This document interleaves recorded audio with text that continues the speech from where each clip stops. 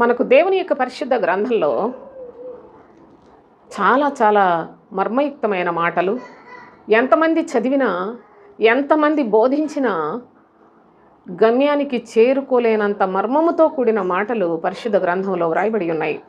వాటిని దేవుని యొక్క కృప పొందిన వారు కొద్దిగా కొద్దిగా అంటే ఆయన దగ్గర నుండి సంపాదించుకోవాలి. అందుకే కృప వెంబడి కృపను పొందే అనుభవాన్ని కూడా ప్రభువే చెప్పాడు. అయితే ఎవరి హృదయంలో నీతి సువార్తను విశ్వసిస్తారో, అనగా నీతి సువార్త అంటే క్రీస్తు నందలి సత్య సువార్త. నీతి సూర్యుడు మన ప్రభు అయిన క్రీస్తు. ఆ క్రీస్తు పరలోక సంబంధమైన సంగతులే చెప్పాడు, కానీ లోకములో దేనికి మనకు క్షేమం కలుగుద్దనే విషయాలు చెప్పలేదండి.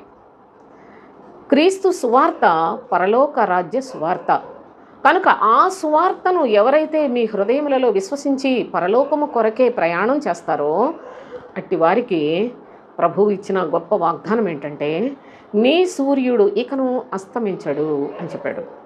నీ సూర్యుడు అనగా నీలో ఉన్న నీతి సువార్త, నీతి సూర్యుడు ఎన్నటికీ ఇక నిన్ను విడిచిపెట్టడు అనే ఒక చక్కని అనుభవాన్ని, నీ చంద్రుడు క్షీణించడు అంటాడు.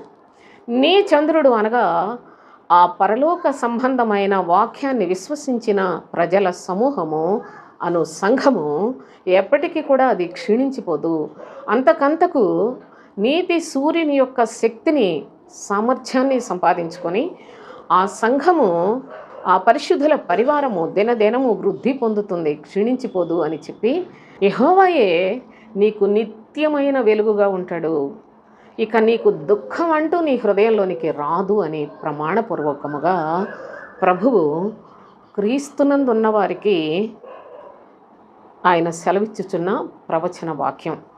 అంటే నీ సూర్యుడికి ఎప్పటికీ అస్తమించడు. అంటే నీ జీవితంలో ఎటువంటి బలహీనతలు కానీ, ఎటువంటి శోధనలకు లొంగిపోయే పరిస్థితి కానీ, ఏ అవమానాలు, ఏ బాధలు, ఎటువంటి శ్రమలు వచ్చినప్పటికీ దేనికి కృంగిపోని అంత శక్తివంతులుగా మీరు క్రీస్తు బోధలో ఉన్నట్లయితే అంత బలాన్ని తండ్రి అనుగ్రహిస్తాడు, అటువంటి జీవిత విధానాన్ని అనుగ్రహిస్తాడు.